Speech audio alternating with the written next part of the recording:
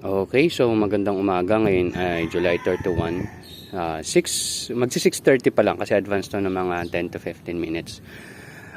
Ito, tinanggal ko na yung ating takip. Pakita ko lang sa inyo. Medyo challenging yung pagtanggal ng takip.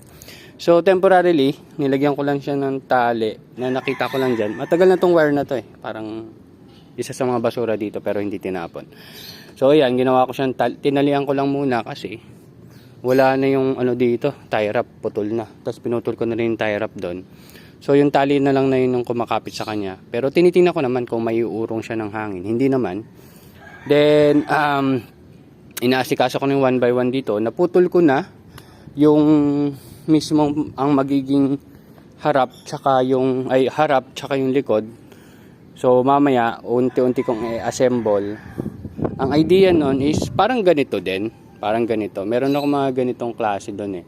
So titingin din ako ng parang ganito angle bars, tapos puputulin ko na lang para siya yung mag-connect doon sa dalawang ano natin sa mga bars natin. So parang ganito rin yung idea ang gagawin natin. Although yung sa atin walang welding. Hindi tayo magwe-welding. So titingnan ko kung paano ko siya may assemble ng ganon. And hopefully gumana.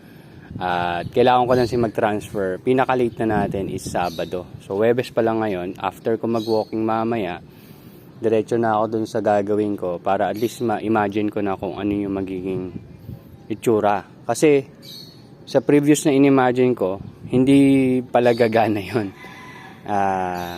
Parang magkakaroon ng problema pag ganun yung ginawa ko. Pero ayun. Anyway, ito na. Ano ba nasan sa atin dito? Ay, mag-harvest ako. Kailangan ko ng 10 piraso kasi kahapon yung dinala natin 12. So may nabentang 10. Actually mag-walking na sana ako. Hindi nakalimutan kasi mag-text ni Kuya Jojo kung kailangan niya magpadala ng lettuce. So nung dumaan ako doon, dalawa na lang nakita ako at maganda pa naman itsura niya. So posible nakatulong din yung bagong cup na dinala natin doon kasi madalas ang nakikita ko pag kinabukasan medyo lanta na eh. So ngayon medyo okay. So ibig sabihin, hindi pa tayo sure pero kasi first day pa lang natin to. Ibig sabihin, posible may mga bad organisms or bad bacteria talaga dun sa cup dahil hindi ko naman siya nalilinisan. So ngayon magiging weekly process natin yon, pero obserbahan ko pa rin kung kailangan natin mas dalasan yon. It's either weekly or twice a week. Yun yung ganong process with our store partners. So ngayon, kailangan ko pumili ng 10. Kung mapapansin nyo dito, medyo maliliit pa. Yung ito, sobrang liit pa nga. Hindi ko sure kung bakit siya nabansot. Posible, baka masyado matapang yung timpla ko ng nutrient solution or any other factors. Pero yung mapansin nyo, dito yung medyo bawas kasi dito yung medyo maganda yung tubo. Itong 3 box na to. So meron tayong 6. Ito medyo makakahabol naman to. Pero alam din naman natin na ilang araw or mahigit sa linggo na medyo hirap talaga sa sunlight. Ayan. So moving forward, itong pula, meron pa rin tayong itatanim na pula. Pero maglilimit lang ako sa 6 na peraso. So per box magkakaroon ng 1 pula. Ito kasi itong batch na to 8 eh. So gagawin natin ano na lang. 6.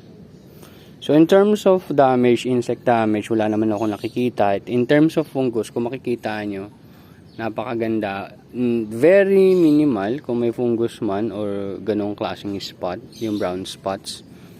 And mostly yung sa ilalim talaga nagkakaroon ng fungus yon sa ganitong setup kasi medyo parang nakukulob dun yung moisture eh.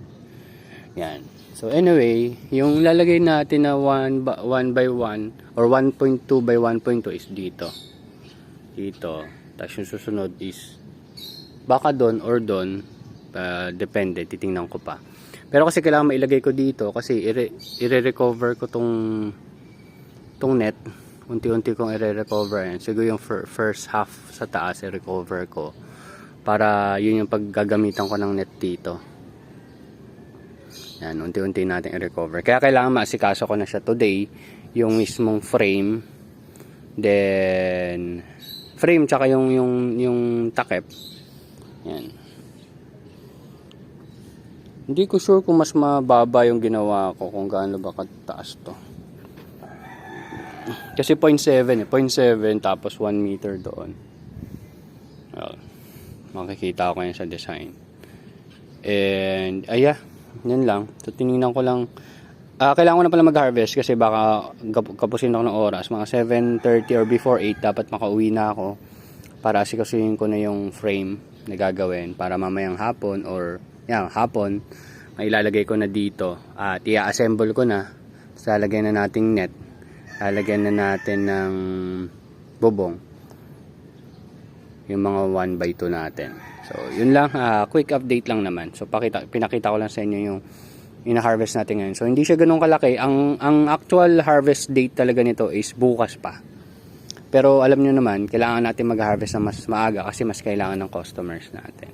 As a farmer, mas gusto ko yon kasi nabibenta pa rin naman natin sila ng ganung price. Pero syempre, as a farmer din, gusto mo medyo maganda yung size. So ito yan, yung mga yan. Medyo pwede na yung size na yan.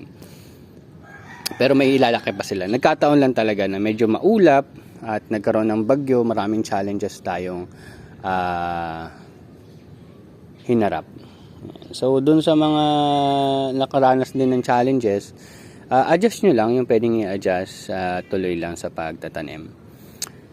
Yun. So hopefully mas maganda yung maging update ko, and thank you very much. See you next update. Bye bye.